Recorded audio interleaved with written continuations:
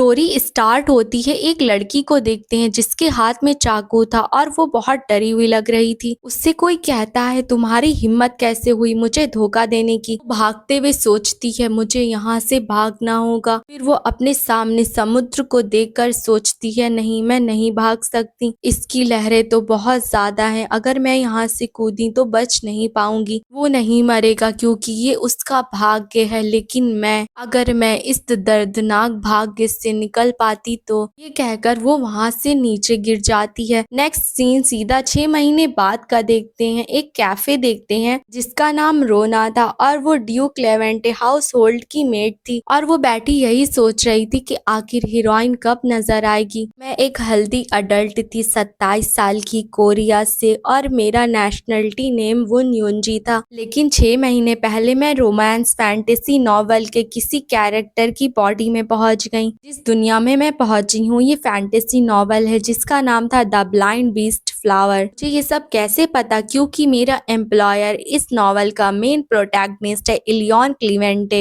Empire का सबसे greatest night जिसने की हर जंग जीती है जिसमें वो लड़ा है। उसको ताकत से ब्लेस करा गया है और उसके पास रेड आइज भी हैं। उसको बताने के बहुत सारे तरीके हैं लेकिन इस वक्त उसका निकनेम द ब्लाइंड बीस्ट है। 2 साल पहले इलियन वॉर के दौरान एक जहर का शिकार हो गया था। उसके बाद उसकी जिंदगी वहीं पर रुक गई। हालांकि एक जड़ी बूटी है जो कि ड्यूक के गार्डन में 10 साल में सिर्फ एक बार 10 दिन के लिए खिलेगी। के बाद इस नॉवल की हीरोइन करीना वो उस जड़ी बूटी की मदद से उसकी आंखों को ठीक करेगी और वो दोनों प्यार में पड़ जाएंगे। ओरिजिनल स्टोरी में मेरा यही रोल है कि मुझे उन दोनों को मिलाना है। अगर ओरिजिनल एंडिंग अपने हिसाब से हो गई तो शायद मैं अपनी दुनिया में वापस जा सकूं। जब मैंने इस बॉडी को पोजेस करा था तब मेरे दिमाग में बस यही याद आई थी। फिर मेरी इस नॉवल में पोजीशन क्या है? शायद से यहाँ कोने में नीचे वाल मेरी पोजीशन है सर्वेंट 1 की, जिसका तो नाम भी मेंशन नहीं है। आखिर करीना कब दिखाई देगी? जड़ी बूटी को खिलते हुए 1 हफ्ता हो चुका है, क्या उसको कुछ हो गया है? इलियन के पैलेस वापस आने का वक्त हो चुका है। अगर उन्हें पता चला कि मैं वहाँ पर नहीं हूँ, स्पेशली जब मेरे मास्टर ब्लाइंड है, शायद से मुझे डांट पड़ने वाली है। शायद वो कहेंगे तुम अटेंडेंट हो और तुम मुझे इंतजार करवा रही हो। वो कैफे के अंदर जाती है और कहती है कि मैं किसी को ढूंढ रही हूँ, एक यंग लेडी जो कि मेरी ही उम्र की है, उसके सिल्वर बाल हैं और ग्रीन आईज हैं। मैनेजर कहता है सिर्फ इतना बताकर तुम किसी को ढूंढ नहीं सकती ना, तुम कहोगे गोल्डन हेयर और पर्पल आईज है तो शायद से मैं ढूंढ सकूं। रोना कहती है हाँ आप सही कह रहे हैं और वो सोचती है जाहिर सी बात है क्योंकि एक रोमांस फैंटेसी नॉवल है। एक आदमी को देखते तो रोना को घूर रहा था और वो दूसरे आदमी से कहता है तुम्हें नहीं लगता ये दोनों सेम लग रहे हैं? जरा देखो इस वांटेड पोस्टर में जो औरत है वो एकदम इसी की तरह दिख रही है। इसमें लिखा हुआ है Alicia, golden hair, purple eyes, beautiful appearance. अगर आपको कोई ऐसा दिखाई दे तो टेम्पल ऑफ हांडोशा में इसकी खबर करिएगा कि बाद आपको एक बहुत बड़ी रकम इनाम में मिलेगी। रोना बाहर निकलते हुए सोचती है लगता है आज का दिन भी बेकार चला गया, अब तो सिर्फ 3 दिन बचे हुए हैं यार, किसी को ढूंढना बहुत ज्यादा मुश्किल है। अभी वही आदमी उसके पास आता है और कहते हैं मिस क्या मैं आपसे कुछ बात कर सकता हूँ? वो रोना का हाथ पकड़कर कहता है अरे हाँ तुम तो एकदम वैसी ही दिख रही हो। रोना कहती है कि तुम लोग कौन हो, मुझे जाने दो। दूसरा आदमी कहते हैं अरे रुको, हम तुम्हें चोट नहीं पहुँचाएंगे, बस तुम हमारे साथ थोड़ी देर के लिए टेम्पल चलो। रोना कहती है आखिर यहाँ पर क्या चल रहा है, लगता है तुम लोगों को कोई गलत फहमी हो गई है। तभी वहाँ पर कोई आता है और उस आदमी को उठाकर दूर फेंक देता है। वो दूसरा आदमी कहता है कि तुम क्या कर रहे हो, ये हमें पहले मिली है। वो कोई और नहीं इलियन था जो कहता है किसी लेडी से ऐसे बात करना बहुत ज्यादा रूड है। आदमी कहता है अरे तुम तो अंधे हो, तुम्हें इससे दूर रहना चाहिए और इस लड़की को हमारे हवाले कर दो। तभी रोना चिल्ला कर कहती है इलियन जरा अपने सामने देखो। लेकिन इलियन अपने एक मुक्के से उस आदमी को सुला देता है और कहता है तुम तो एक ब्लाइंड मैन से भी ज्यादा बदतर हो। वो रोना से कहता है क्या तुम ऐसा कुछ होने का इंतजार कर रही थी? रोना कहती नहीं ऐसा कुछ भी नहीं है, आप क्या कह रहे हैं?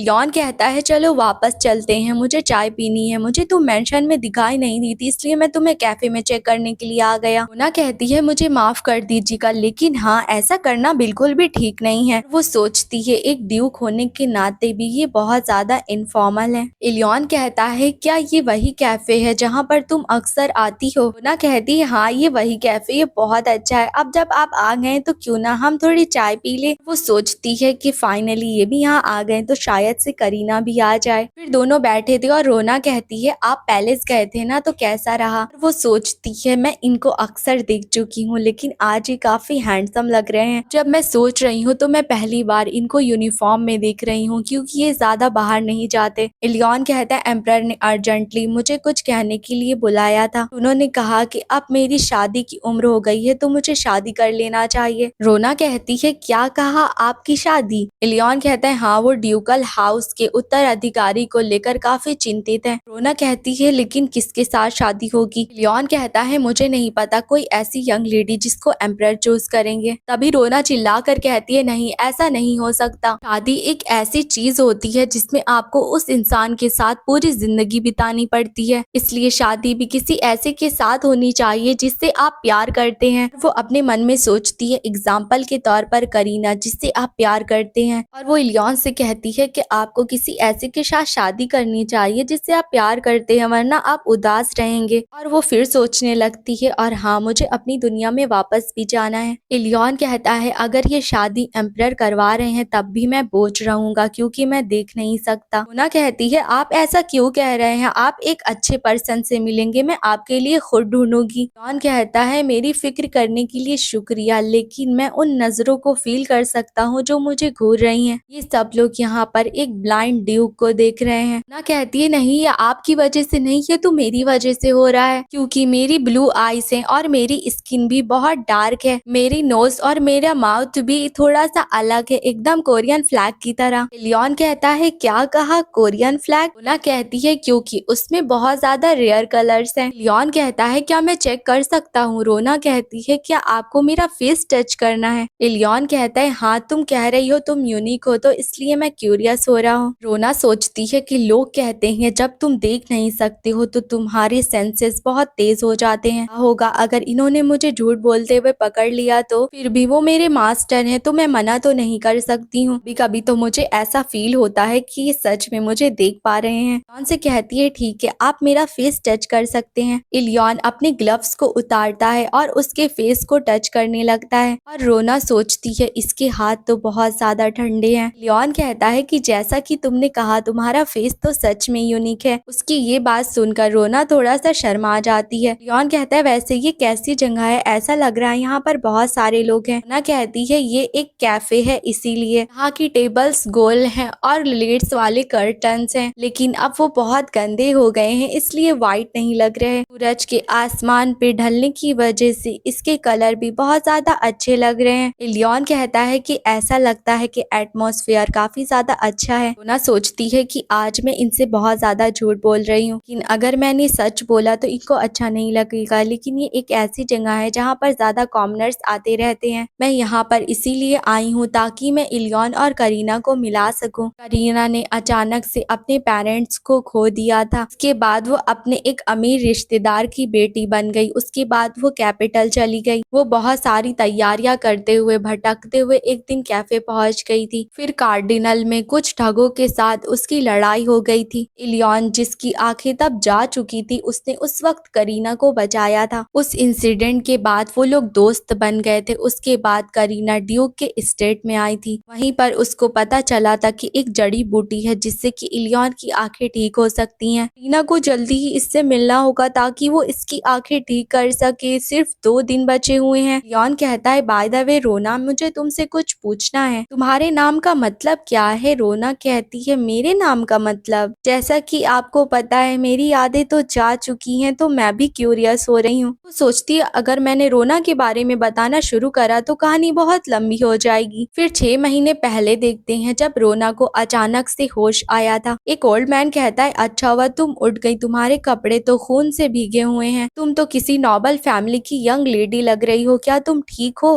रोना कहती है शुक्रिया, माफ कीजिएगा लेकिन क्या मैं आपका फोन ले सकती सकती हूँ। ओल्ड लेडी कहती है क्या कहा, फोन ये क्या है? और रोना सोचती है कि यही पहली याद थी जो जागने के बाद मुझे आई थी। अगर मैंने ओरिजिनल एंडिंग कर दी तो मैं अपनी दुनिया में वापस जा सकूंगी। फिर मैंने कुछ पर्चे देखे थे कि किसी को काम के लिए ढूंढा जा रहा है और मुझे काम तो चाहिए ही था, लेकिन मुझे पता चला अगर मेरी आइडेंटिटी प्रूफ नहीं हुई तो मुझे काम नहीं मिल सकता। और फिर मुझे पता चला कि ब्लाइंड ड्यूक की जितनी भी मेट्स थी वो सब भाग गई थी और एक पोजीशन बची हुई है। वो पर्सन कहता है जल्दी करो और मुझे अपना नाम बताओ। रोना कहती है कि मेरा नाम रोना है और वो अपने मन में कहती है मैंने बस किसी टिपिकल रोमांस फैंटेसी नॉवल का कोई सा नाम उठा लिया। और उसके बाद पहली बार मैं इलियन के मेंशन में गई थी। अपनी जिंदगी जी रहा था लेकिन बिना किसी उम्मीद के। उसने अकेले ही बहुत सारे लोगों को ठिकाने लगाया था, इसलिए शायद से बहुत लोगों ने सोचा होगा उसकी आंखें ही तो गई हैं, इतनी कौन सी बड़ी बात है। लेकिन जहर के कारण जब उसकी आंखें चली गई थी तो एम्पायर का सबसे स्ट्रॉन्गेस्ट नाइट होने का खिताब था, उसने उसे लेने से इनकार कर दिया था। अब वो एक ऐसी स्थिति में पहुंच गया था जब उसने अपनी जिंदगी से गिव अप कर दिया था। एक मेड इलियन के कमरे में आकर कहती है मैं आपके लिए कपड़े लेकर आई हूँ। इलियन थोड़ी सी क्रीपी सी आवाज में कहता है उन्हें वहीं पर रख दो। और फिर रोना बताती है जितने भी लोग उसको देखते थे वो उसको मॉन्स्टर समझ लेते थे। एक बार जब कोई मेड उसके कमरे में आती थी तो दोबारा वो उसके कमरे में नहीं आती थी, लेकिन सिवाय मेरे। उसके बाद मैंने मेड का काम शुरू करा। मैं उसके रूम में एक बार दो बार नहीं बल्कि कई बार गई हूँ। वो उसको सूप पिलाते हुए कहती है कि सूप ठंडा हो गया है, अब आप इसे खा सकते हैं। और फिर रोना बताती है मुझे उन दूसरी मेड्स की तरह बिल्कुल भी भागना नहीं था, लेकिन जितना वक्त मैं उसके साथ बिताने लगी मैं थोड़ा थोड़ा उसको जानने लगी थी। इलियन खाने को खाकर कहता है कि ये काफी डिलीशियस है। फिर रोना बताती है फिर उसने अपने रोजमर्रा की जिंदगी में धीमे धीमे कदम बढ़ाना शुरू करा। वो इलियन जो कि हमेशा बिस्तर पर पड़ा रहता था वो अब चलने लगा था। उसके बाद मुझे इलियन के मेंशन में आए हुए पूरा आधा साल हो चुका है। इलियन अब अपनी रोजमर्रा की जिंदगी आराम से जीने लगा है। प्रेजेंट में इलियन अपने रूम में था और रोना रूम के बाहर से कहती है जब बहुत ज्यादा थक गए होंगे मैं आपके लिए डिनर लेकर आती हूँ, इसलिए इंतजार करिए। और इलियन सोचता है जैसा कि मैंने एक्सपेक्ट करा था, रोना मुझे एक मैन की तरह देखे, इसकी सिर्फ मैं उम्मीद लगा सकता हूँ। नेक्स्ट सीन देखते हैं। रोना काम कर रही थी तब वो इलियन से पूछती है मुझे आपसे कुछ पूछना था, क्या आप कभी कार्डिनल कैफे गए हैं? इलियन कहता है क्या कार्डिनल, मैंने इस जगह के बारे में पहले नहीं सुना। वैसे तुम क्यों पूछ रही थी? रोना कहती कुछ नहीं, मैं बस इसलिए पूछ रही थी, वो काफी फेमस जगह है ना इसलिए। जल्दी ही डॉकन के काम पर लौटने का वक्त हो जाएगा तब मैं आपसे मिलती हूँ। नेक्स्ट सीन में इस मैंशन के हेड सर्वेंट को देखते हैं जिसका नाम बर्नेट है। बर्नेट कहता है अच्छा कार्डिनल के बारे में आपने पूछा, वैसे वो कपल्स के लिए काफी फेमस जगह है, वैसे आपको उस जगह के बारे में कैसे पता चला? इलियन कहता है तुम्हें ये जानने की जरूरत नहीं। बर्नार्ड कहता है कि ये कैसा रिस्पांस था, आपने तो मुझे सैड कर दिया, आपको सच में किसी की फीलिंग्स की परवाह नहीं। इलियन कहता है आप बात करना बंद करो और जाकर काम करो। बर्नार्ड कहता है अच्छा ठीक है, मैं उस मैसेज के बारे में बताता हूँ जो कि हिज मैजेस्टी की तरफ से आया है। इलियन सोचने लगता है क्या ऐसी जगह जहाँ पर लवर्स मिलते हैं, क्या रोना मेरे साथ वहाँ पर जाना चाहती थी? नहीं, मैं बेवकूफ हूँ जो कि इस बारे में सोच रहा हूँ। रोना के लिए ये नामुमकिन है कि वो मुझ जैसे किसी इंसान से प्यार करे। रोना मेरे बारे में उस तरह से नहीं सोचती है, मैं ही बेवकूफों की तरह उम्मीद लगाए हुआ हूँ, अंत में मैं ही निराश होऊंगा। जाहिर सी बात है रोना मुझे उस नजरों से नहीं देखेगी क्योंकि मैं ब्लाइंड हूँ। फिर नेक्स्ट सीन देखते हैं। रोना कहती है इलियन डिनर का टाइम हो गया, आज सॉसेज बने हैं, ये आपके पसंदीदा हैं। उसको खिलाते हुए कहती है कि ये थोड़े गर्म है इसलिए ध्यान से खाइएगा। और वो फिर सोचने लगती है कि आज भी मैं करीना से नहीं मिल पाई, उसने मेरे उस मैसेज का भी कोई जवाब नहीं दिया है जो कि मैंने कार्डिनल में भेजे थे। वैसे अगर मैं भी उसकी तरह होती तो मैं किसी अनजान मैसेज का जवाब नहीं देती। तभी इलियन कहता है रोना क्या कोई बात तुम्हें परेशान कर रही है, तुम कहीं खोई खोई लग रही हो, तुम मुझे बता सकती हो, शायद मैं मदद कर सकूं। रोना कहती है अरे कुछ भी नहीं, माफ कीजिएगा कि मैंने आपको फिक्रमंद कर दिया। वो सोचती है जरा देखो तो मैं कितनी परेशान लग रही हूँ कि काम पर भी फोकस नहीं कर पा रही। इलियन सोचता है उस कैफे में जाने के बाद तुम्हारा मूड ऐसा हो गया है। रोना कहती है इलियन तुम्हें क्या हो गया? इलियन कहता है क्या तुम उस कैफे जाना चाहती हो, हालांकि तुम इतनी एक्साइटेड नहीं दिखती बल्कि डिस्ट्रैक्टेड दिखती हो। रोना सोचती है सच में यह आदमी तो बहुत बहुत ज्यादा शार्प है। वो इलियन से कहती है क्योंकि ये मेरा पहली बार है कैपिटल में, मुझे बाहर गए हुए काफी समय हो गया क्योंकि मैंने ज्यादातर वक्त ड्यूक के साथ बिताया है। इलियन कहता है तो क्या वो जगह भी ऐसी थी, वहाँ का माहौल कैसा था? रोना कहती है कि अगर कंपेयर किया जाए तो वो पूरी ही अलग दुनिया थी, लेकिन कैपिटल में मुझे पता चला कि बहुत सारी अच्छी जगह हैं और बहुत अच्छे लोग भी हैं। इलियन कहता है ठीक है चलो खाना डाइजेस्ट करने के लिए थोड़ी देर वॉक पर चलते हैं। फिर दोनों बाहर आए थे और रोना उसको बताती है आज का मून बहुत ज्यादा बड़ा और ब्राइट है और यहाँ पर येलो फ्लावर्स भी हैं जो बहुत खूबसूरत लग रहे हैं। इलियन कहता है कि ये वो फ्लावर हैं जो रात को खिलते हैं, ये मेरी मॉम के फेवरेट थे। रोना कहती है शायद से ये ज्यादा इसलिए खिले हैं क्योंकि मून बहुत ज्यादा ब्राइट है। सिहा फ्लावर की तरफ देखती है और सोचती है अच्छी बात है, तुम भी बिल्कुल ठीक हो, इस कुछ दिन बस और इंतजार कर लो। लियोन कहता है कि अचानक से तुम शांत क्यों हो गई? रोना कहती है वो दरअसल काफी अच्छी बात है कि रात को फ्लावर्स खिलते हैं, ये देखने में काफी अमेजिंग लग रहे थे इसलिए मैं देख रही थी।